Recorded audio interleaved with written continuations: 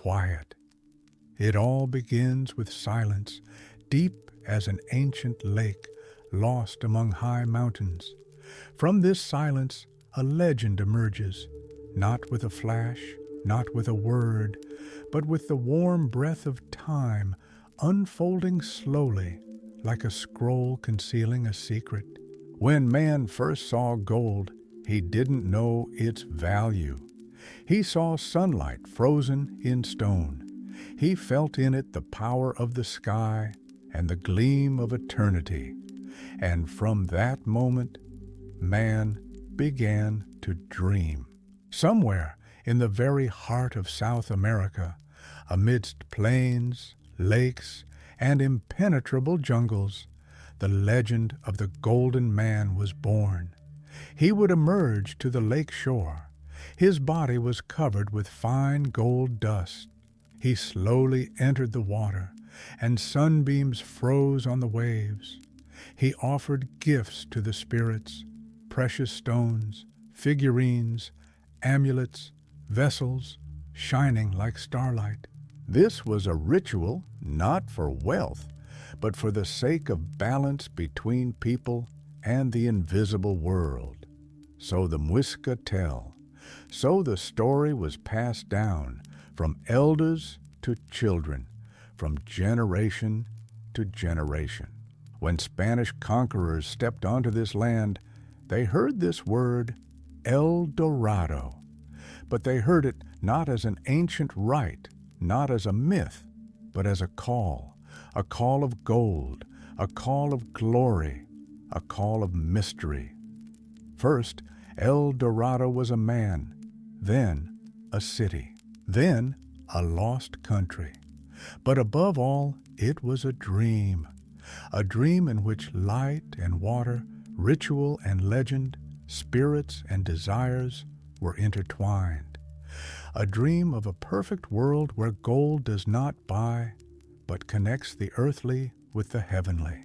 This is how legends are born, not from truth and not from fiction, but from the breath of time. They live not in books, but in the voice that passes through centuries.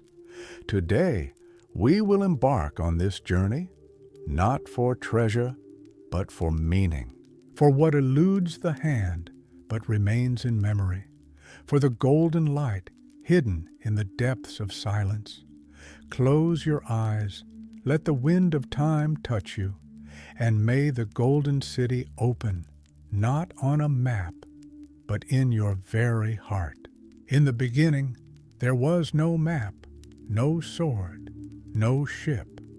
In the beginning, there was a word, not spoken, but heard. It was born in the haze of morning mountains, in the voices of campfire tales, in the rustle of leaves touched by the wind. This word passed from tribe to tribe, from the most ancient times, when people still lived in harmony with the spirits of water, earth, and sky.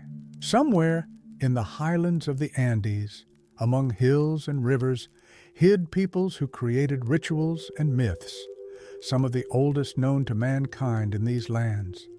Among them were the Muisca.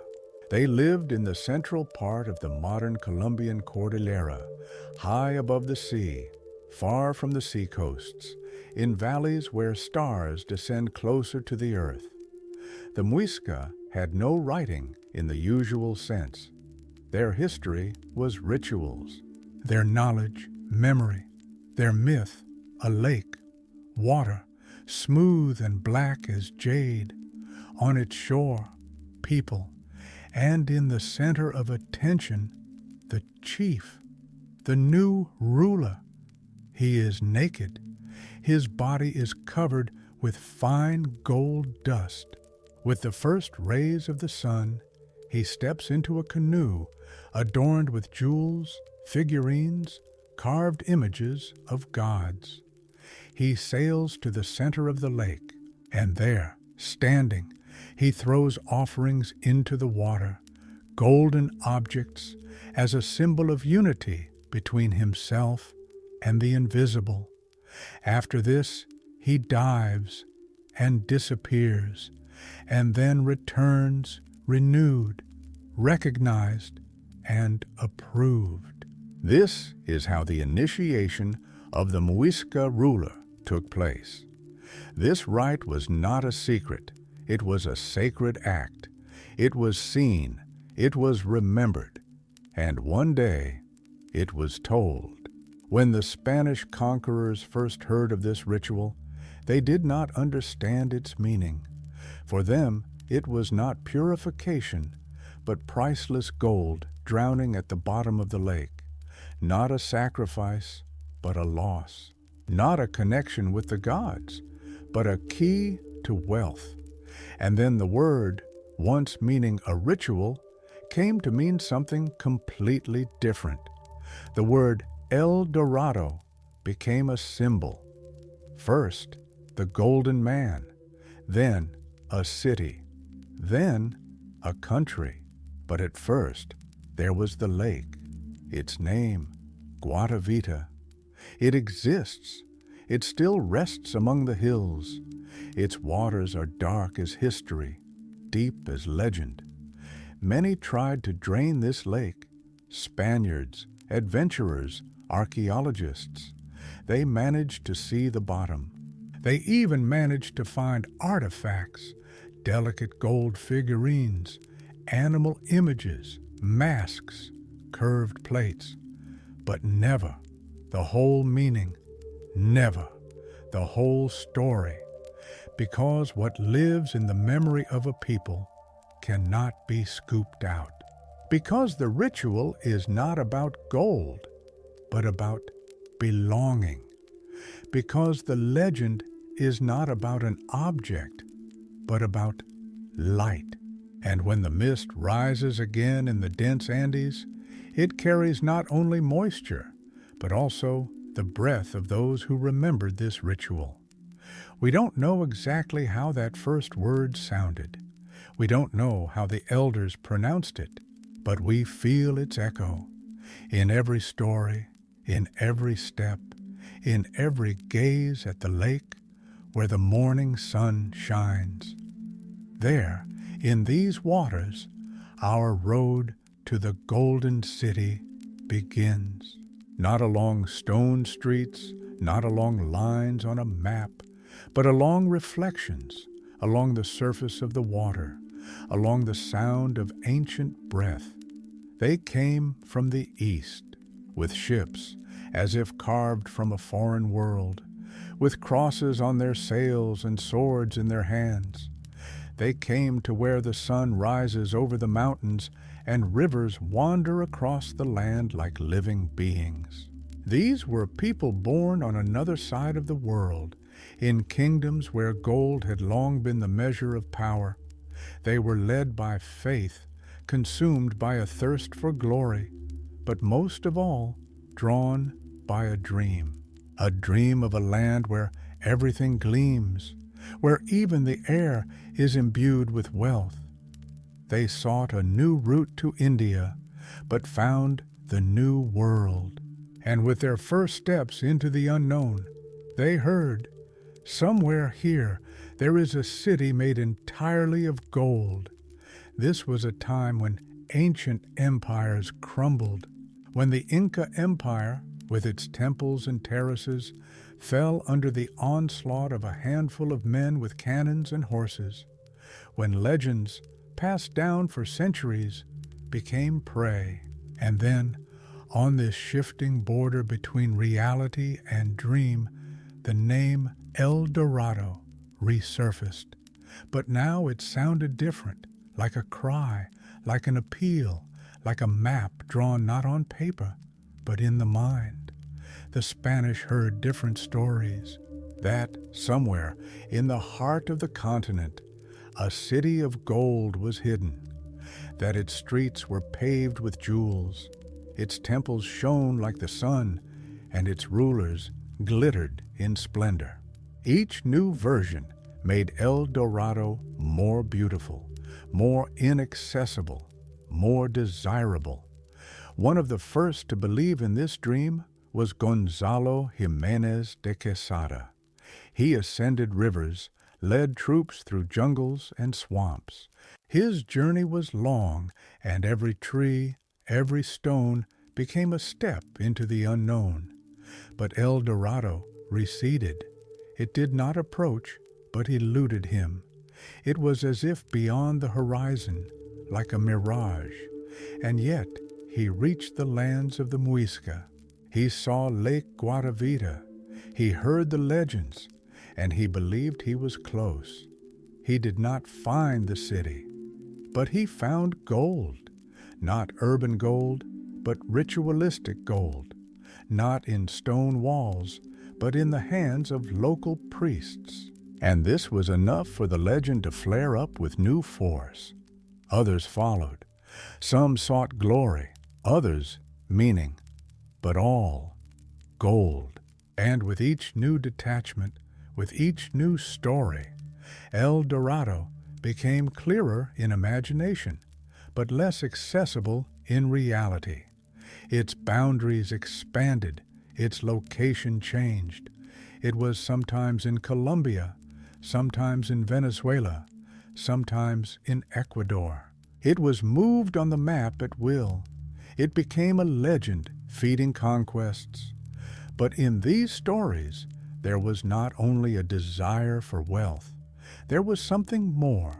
Something in El Dorado spoke to people of a perfect place, of a land where everything shines and where one can become immortal through possession. This was a reflection not of a city, but of the human soul, the need to believe in the unattainable. And so the Spanish went. They went further and further, and the legend grew wider. And in these jungles, in these mountains, under rain and sun, the myth began to live its own life. It no longer belonged to the Muisca, nor to the conquistadors. It became the breath of the earth itself. It is still there. Lake Guatavita, a small circle of water hidden among the hills, like an ancient mirror slipped away from time. Its shores keep silent. Leaves rustle to the rhythm of old songs, and the wind touches the water without disturbing its peace. Here, at an altitude of over 3,000 meters above sea level, the ritual was born. Here began the story that became El Dorado. But the lake was never a city. It was a gateway, a simple, quiet place where people came to speak with spirits. When the Spanish first learned of Guatavita's existence, they heard only one thing. Gold rested at the bottom of the lake, treasures left as offerings to the gods, amulets, figurines, bracelets, vessels, everything that could shine in the water like starlight. And soon attempts to retrieve it began. In 1547, the Spanish conquistador Hernán Pérez de Quesada, Gonzalo's brother, organized the first known attempt to drain the lake. They cut a channel in the crater wall, hoping to lower the water level and reveal the treasures. The water did recede, partially. People descended to the muddy bottom. They found some gold, but not a city, not a treasure, and not the solution. Later, in the 17th century, the English made another attempt. They used pumps, scooping water with buckets. Again, gold, but not much. Instead, the entire bottom of the lake turned into viscous clay. Valuable items were out of reach, and the lake itself seemed to close its waters again as if to conceal its essence. Time passed. Archaeologists came. They left. The legend remained. Finds made in this lake can now be seen in museums. Among them, a golden figurine on a raft, found not in the lake itself, but in a nearby cave, is particularly famous. It depicts a man standing on a platform with paddlers and offerings, an exact embodiment of that very ritual. This artifact confirmed that the myth had roots, but that was all, because evidence does not always provide answers. Something about this lake defies measurement. It is surrounded not just by silence, but by a sacred stillness. Its waters are not only deep, they seem to carry memory, and everyone who gazed upon it felt that beneath the surface lay more than just precious stones. The lake never became a gateway to the Golden City, but it remained a symbol, the first, the genuine, and the most enigmatic. Today, people come here not with a shovel, but with questions, not with greed, but with attention. People stand on its shore, look at the water, and hear within themselves an echo of what has long been forgotten. Lake Guatavita is not a key, nor is it a goal. It is a beginning. It breathes ancientness. It remembers the golden dust on the chief's skin. It knows a light that does not dim, and perhaps in its still surface not a city is reflected, but a dream. Sometimes history goes underground. Sometimes it disappears in the mists of centuries, and sometimes it blooms like a lush tree, nourished not by facts, but by thirst, hope, and the repeated word. So it was with El Dorado. What began as a ritual on the shore of a small mountain lake quickly ceased to be part of one people. It became a shared dream, and with each new story, with each retelling in another language, in another camp, by another campfire, El Dorado changed. It was no longer just the Golden Man. It became a city, unusual, fabulous, impossible. In imagination, it grew. Its streets shone. Roofs were encrusted with jewels. Temples sparkled in the sun's rays, and inhabitants lived in eternal wealth and peace. It was not built. It already existed, hidden, concealed, protected by forests, rivers, and mirages. It could not be found by chance, only by a call, only by destiny. When one person did not find El Dorado, it did not destroy the legend. It strengthened it. If one expedition returned empty-handed, it meant they were looking in the wrong place, or didn't try hard enough.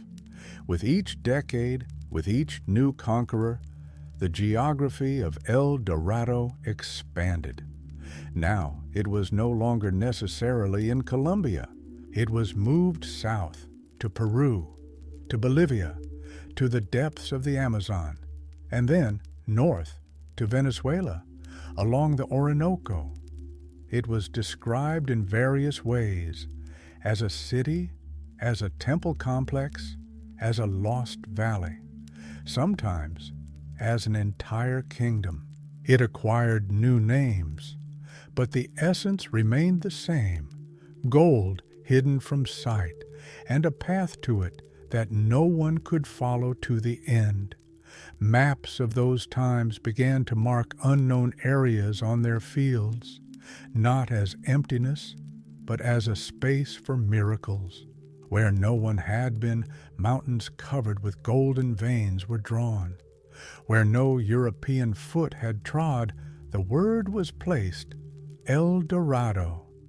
It was not just a designation of a place, it was a call, a space of waiting, a space of dreams.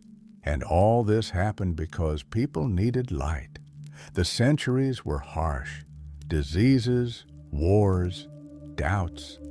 And then there was room for a legend, beautiful, distant, sparkling.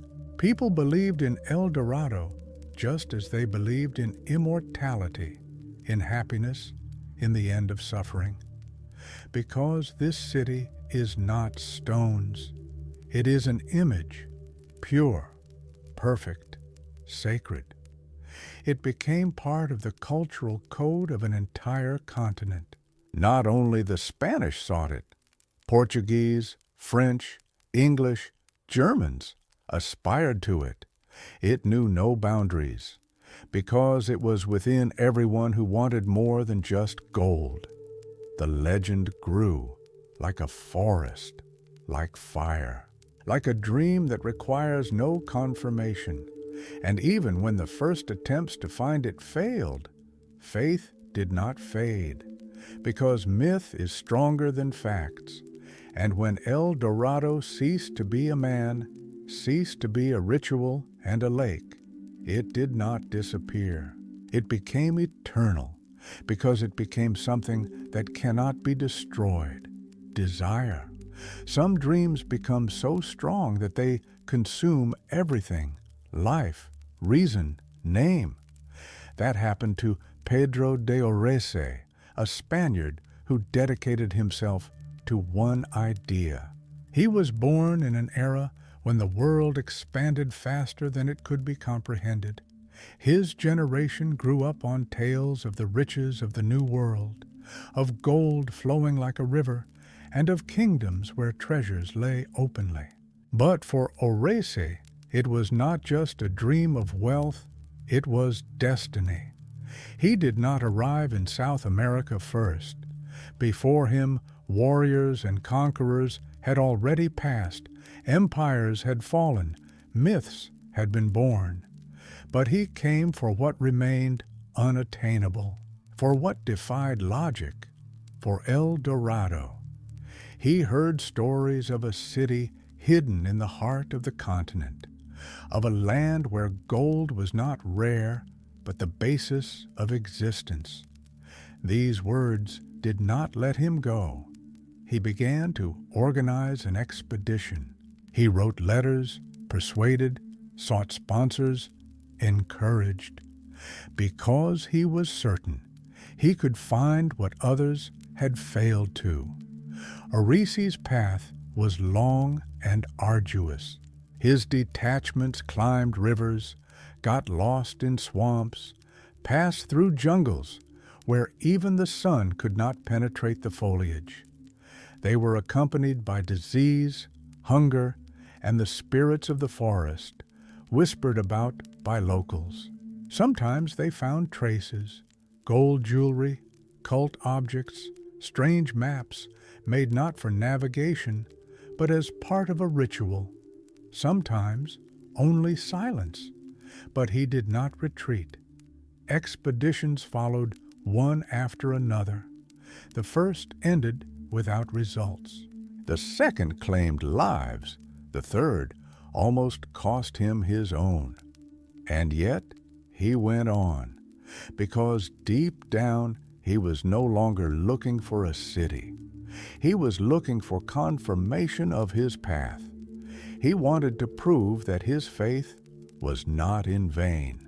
That myth is not just fiction, but a form of truth. The legend of El Dorado led him not only across the land, it penetrated his mind, his dreams, his conversations around evening campfires. Orese began to see the Golden City not with his eyes, but with his inner vision. He imagined streets covered with light. He imagined the morning mist rising over temples, the river flowing quietly through shining gates.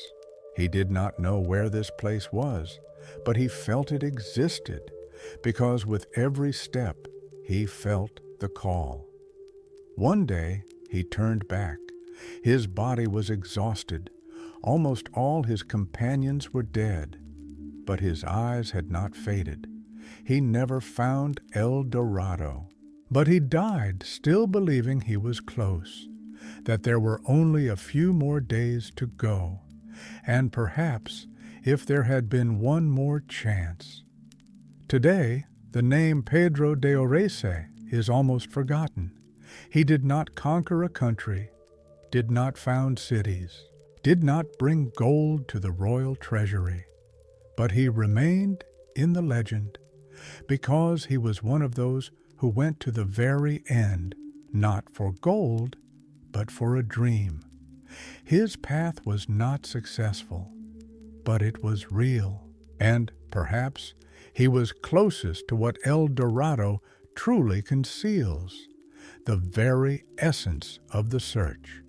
El Dorado called not only the Spanish, its voice, breaking through jungles and seas, reached Europe as well, to the land where mists blanket Gothic spires in the mornings, where merchants count golden thalers and dukes dream of new dominions.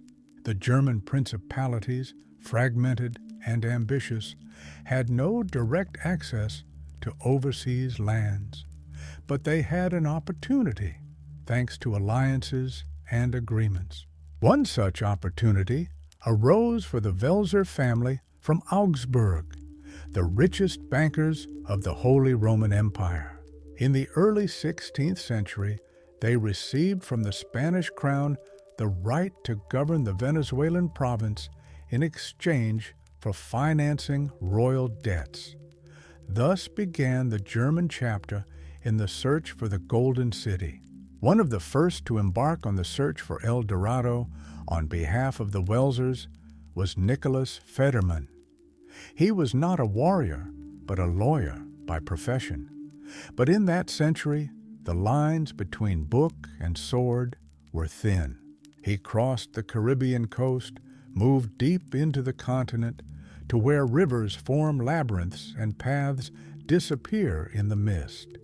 He encountered impenetrable forests, fought local tribes, suffered from heat, disease, and the grueling march. But he marched on, led by the same legend of a city full of gold, hidden in the very heart of the unknown. Federmann did not reach his goal, but his route intersected with other seekers, Spanish, sometimes hostile, sometimes just as lost. His return brought no treasures, but it strengthened the belief: if so many people are looking for the same thing, it must exist somewhere. Following him came Philip von Hutten, a young and ambitious nobleman eager for glory. His expedition in search of El Dorado was long, exhausting, and tragic. He penetrated even deeper into unknown lands, faced fierce resistance, lost companions, and almost all hope. But, like others, he kept going, not because he knew the way, but because he could no longer stop. Von Hutten, like Federmann, did not find the Golden City. Moreover, upon his return to Venezuela, he was killed on the orders of the Spanish governor. The conflict between German and Spanish interests intensified, and the dream that was supposed to unite ultimately divided. His death put an end to German rule in America, but it did not put an end to the legend, because even their defeat became part of the myth, as in, they were close, very close, and that's why they died. The German expeditions left no fortresses behind, changed no maps, but they gave El Dorado a new dimension, European, intellectual, philosophical. In diaries and letters, in retellings and rumors, El Dorado became not just a goal, but a challenge to reason, proof that human imagination can go beyond the map, beyond the sword, beyond death. The Germans were not the only ones who searched, but they were the ones who gave the search a tinge of obsession, underlined by irony. The more educated a person, the more often they believe in the impossible. And as their campfires faded in the tropical twilight, somewhere far away, among the leaves, the name El Dorado trembled, no longer as a city, no longer as a goal, but as a symbol, a legend that lived longer than the seekers themselves, and which perhaps will outlive all of us. Sometimes a legend ceases to be a story and becomes an obsession, not a goal, but a meaning, not a mirage, but a mirror in which one sees oneself. Among countless names lost in the dust of time, the name Loen Blanco is rarely mentioned in books. It sounds muffled, like an echo in a deep cave. But his story is the story of everyone who gazed too long at the horizon, expecting a golden light to flash there. Loen Blanco was not a great warrior. He was not an emissary of the crown, had no crests or patrons. He was a wanderer, perhaps a former soldier, perhaps a merchant, perhaps a nobody. Sources are silent about his past, but they convey with bated breath one simple truth. He went to seek El Dorado, alone, without an army, without flags, almost without companions, only with a map drawn by hearsay, with sketches made by a hand trembling with faith, and with a stubbornness that knows no bounds. He stepped onto the path that led into the very heart of the Amazon, there, where the humid air is heavy as a shroud, where lianas stretch from the sky, and rivers know no banks. There, where every mile is 1,000 questions. He followed tales of hermits who saw domes among the trees, of Indians guarding the secret of the Golden Kingdom, of a strange glow in the twilight over the mountains. He listened to old men, paid shamans, watched shadows. Everything told him, it's close. And he believed. Weeks turned into months. Compasses broke. Companions disappeared. The line between dreams and reality blurred. Loen Blanco kept a diary. His entries are full of incoherent descriptions, gleams, sounds, geometries that defy retelling. He wrote that he felt the city's breath as if it were somewhere near, as if in the next valley there would be an entrance. But each time beyond the hill was a new thicket. Beyond the river, a new river, and the city never appeared. He disappeared. No one found him. Only scraps of stories, only rumors that someone saw a pale-skinned man sitting on the shore talking to birds, that he became part of the forest, that he no longer seeks because he found it, or because he forgot what he was looking for. Perhaps he went not into the jungle, but into himself, because the road to nowhere is not always a path outwards. Sometimes it leads inwards. The story of Loen Blanco is a story of dissolution, the story of a man who pursued a myth and became part of it. He did not find El Dorado on a map, but perhaps he found it within himself, or became it, because myth is nourished by those who believe in it to the end. And so the road Loen Blanco walked is not marked on any map today. It is not in the jungle. It is in silence, in that place where desire is stronger than fear, where faith becomes reality, where the golden city does not wait, but watches. By the time Spanish detachments lost count of their expeditions, the legend of the Golden City had crossed the empire's borders. The ocean picked it up. It spread to other languages, French, Portuguese, Dutch, but it resonated particularly brightly in English. In the Elizabethan era, England yearned for the open sea, and no man became a greater symbol of this will to explore and conquer than Sir Francis Drake. He was not just a navigator. He was a privateer, an adventurer, a state agent, a man living on the edge of law and legend. Drake did not land in the heart of the jungles and lead men through swamps. His path was different, through coastlines, bays, ships, past Spanish galleons, and captured stores. But his interest in El Dorado was no less than that of those who walked on land. When Drake embarked on his circumnavigation, he knew that gold was stored in the Spanish colonies. He knew that ships returning from the New World transported ingots, artifacts, and jewels. And he knew about the myth that somewhere in the South American heart lay a land generously yielding gold to its masters. He did not seek El Dorado directly, but hunted for its gleams. He pursued Spanish convoys, plundered fortresses, fought at sea. In his mind, El Dorado was not a place, but a source of wealth. He felt, if gold is born somewhere, it sooner or later ends up on a ship. And ships can be intercepted. Every attack by Drake was a blow to the Spanish dream, and every victory only strengthened the image of El Dorado as an unattainable but real force, still feeding empires. The English began to say that Spain was rich only because of this golden city, that if one could find it first, one could turn the world upside down.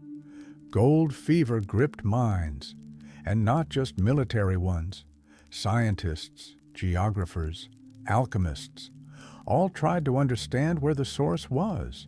Maps were drawn, theories were created, works were published. El Dorado transitioned from oral legend to printed hypothesis. It was sought not only by heart, but also by reason. But strangely enough, with each new step, science did not destroy the myth. It strengthened it.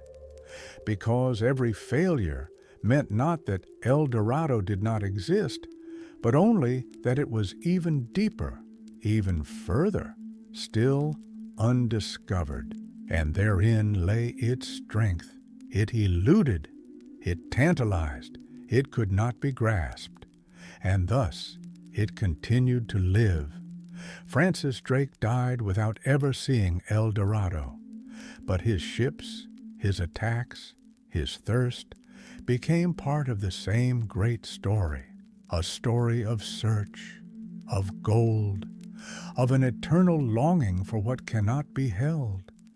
And in these waters, where his sails once drifted, the wind still whispers, the light still flickers, not from lamps, not from the moon, but from a myth which does not sink. Humanity has always drawn maps, first on sand, then on parchment, on hide, on paper, drawing lines, marking rivers, charting cities, and indicating borders. Maps helped remember the way, distinguish one's own from another's, and venture into the unknown with a sense of direction. But El Dorado never succumbed to a map. It slipped away like water through fingers. On some diagrams, it appeared among the Andean peaks, on others, at the source of the Orinoco. On still others, it merged completely with the Amazon, becoming sometimes a temple, sometimes a valley, sometimes an entire kingdom. But none of these maps led to it. People plotted routes, calculated coordinates, compared testimonies. But each time they found themselves before a wall, not of stone, but of mist. Because El Dorado is not a place. It is an idea. It is something that lives not on the plain, but in the mind. Not in the forest, but in the heart. It cannot be marked with a point. It cannot be drawn on a plan. It has no longitude or latitude, because it begins where reality ends, where only faith remains. At times, it seemed that the more people sought El Dorado, the further it receded, that the very energy of the search pushed the goal away. Legend does not like crowds, does not like noise. It reveals itself only to those who are willing to go without guarantee, without glory, without spoils, to those who seek not gold, but light. A map that doesn't exist is not a mistake. It is a challenge. Humanity was invited to go deeper, not straight ahead, to listen, not just to look, to go not by signs, but by intuition.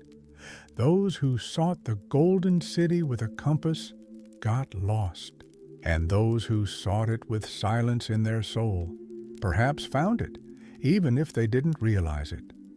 Perhaps El Dorado is a memory of humanity's golden age, of a time when the sky was closer and hearts purer. Perhaps it is an image of returning to the source, to something lost. Or perhaps it is simply a necessity, because people need light, not only physical, but also inner. And if such light cannot be found in reality, they begin to seek it in legend. El Dorado exists, but not on a map, not in coordinates, not in an archive. It lives in everyone who has ever dreamed the impossible, in everyone who has gone beyond the familiar, in everyone who went where no one called, because sometimes the most accurate routes begin not with a road, but with a question. Lake Guatavita still lies among the hills, surrounded by a silence unbroken by tourist steps or camera flashes. Its circular basin remains almost untouched, like a smooth lens reflecting not the sky, but memory. Over the centuries since the first Spanish expeditions, the water in it has receded and risen again. People came and went, rituals disappeared, priests faded into oblivion, but the lake remained. It did not reveal its secret. It guards it. The water in it is dark, as if steeped in shadows. Yet there is a strange light within it, not a reflection of the sun, not a gleam of gold, but an inner radiance, as if the legend itself is hidden not at the bottom, but within the body of the water, in its depths, where the eye cannot penetrate, but feeling can. When you stand on its shore and gaze into this water, you get the feeling that it gazes back, calmly, silently, accepting. Once, a ritual was performed here. The chief, covered in gold dust, entered a canoe. He paddled to the center, and with him, gifts, figurines, masks, plates, sparks went into the water. And with that, intention. Everything happened not for ostentatious splendor, but for balance, for a connection between earth and sky. This rite was a word spoken without a voice. It was a dialogue in which the most important thing was not the sound, but the presence. Now the lake is silent. It does not whisper, does not call. It simply exists, like a witness, like a temple. It does not need El Dorado because it is its source, its image, its depth. Those who come here today rarely know the legend completely, but everyone feels that something was here, or still is. Perhaps the silence of the lake speaks louder than any tales, because it is in this silence that the meaning of the legend is revealed. El Dorado is not gold, not a city, and not a man. It is silence. It is the moment when you look into the depths and seek nothing. It is a state in which the need for answers disappears. Only the water remains, and you, and the air filled with ancientness. The world has changed. The legend has grown. But the lake has remained the same. And when words tire, when maps cease to work, when the last campfire fades, this is where one wants to return, not to search, but to remember who we are, why we came, and what we truly wanted to find.